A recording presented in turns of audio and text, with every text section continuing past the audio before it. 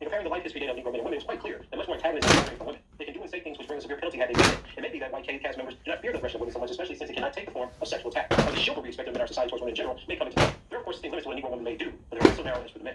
Now, the reason that I suggest this is because throughout this conversation and presentation, you're going to see data that shows that black men are much more civilian in Western patriarchal societies than their female counterparts. And for many people under the intersectional ethos, we find that almost unbelievable, if not offensive. But what I'm trying to suggest to you is that black males suffer from a particular brand of animus, which we call anti-black misandry in black male studies. And what I want to demonstrate is that the recognition of the sociological and epidemiological data to this point shows that our theoretical concepts and apparatus really cannot withhold the weight of this intervention.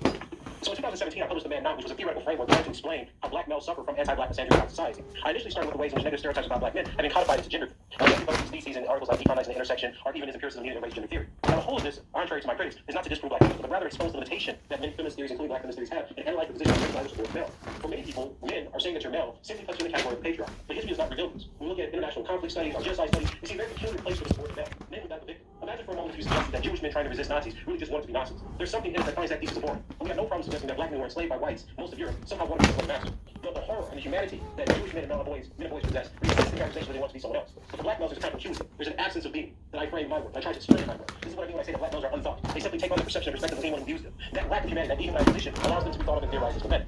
So decolonizing the intersection, what I try to show was that when you look at intersectionality theory, it doesn't actually liberate black males from these historic persons. Rather, it makes great utility of chronological theories like Wolfgang and Barracuda's theory of subculture about Armin Vermeer's theory of compensatory masculinity. We suggest that because black men are not actual men, because they have no power within patriarchal society, they turn to homicide, other forms of interracial violence like sexual assault and rape, and overall they define themselves based on their penises. Now that may seem to be a strange thesis, but it's one that you recognize quite readily if you read the works of someone like Bell Hooks. The idea that black men not being real men turn to violence to supplement their position and status in society is something that's been accepted throughout the academy. But we never asked ourselves, one, is this true? And two, how do other groups that have similar rates of violence in the community not be affected by the same types of motivations? So this is why I asked in 2021, what's the basic requirement of race gender theory? We can just assert intuitively that black men are bad beings. If our most cutting edge theories must start with the premise that black men want to abuse, kill, or harm people, is there a need for empiricism?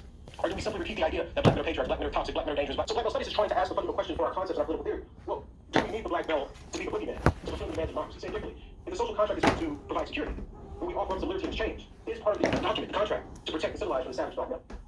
And our theoretical apparatus, the intersectionality, are the ways that we simply develop concepts about black men and boys in society, seems to suggest to us that civil society is only secured when the black men are present and consistent. So when we look at black men being shot, when we look at black men being removed from society, the question doesn't seem to be, well, what the genius and humanity wants. So what do we gain? Every time a black man shot, only he harmed women. Only black record. Black men are defined by the negativity that permits their absence to be legitimized. And what I'm trying to suggest is twofold. One, how does this operate and how we think about black men we see in our society? Two, what is the unabashed premise by which we believe in our civil society? In the 50s, white feminists like Helen Hacker looked at this. If the racialized male becomes outside of the civil society, what role then does he play not only in the stratification and stratification of our society, but in the ways that we support the structures of our concepts, theories, and thoughts? Now, what we often do is mistake how theory operates and how it operates on black people.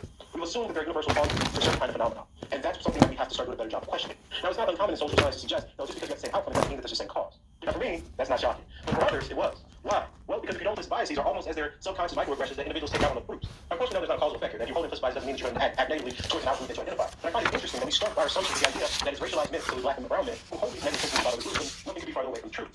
These ideas that black men are biased, sexist, misogynistic, etc., not only don't hold true, but they've been disproved actually within black feminist and white feminist scholarship looking at black male attitudes towards gender. This is one of the reasons that I really do like attitudinal studies and data, because it shows the concept that we have of the group. And we have to say, well, what if we had to think what black men actually think? What do most of them think? It's just fundamentally not true.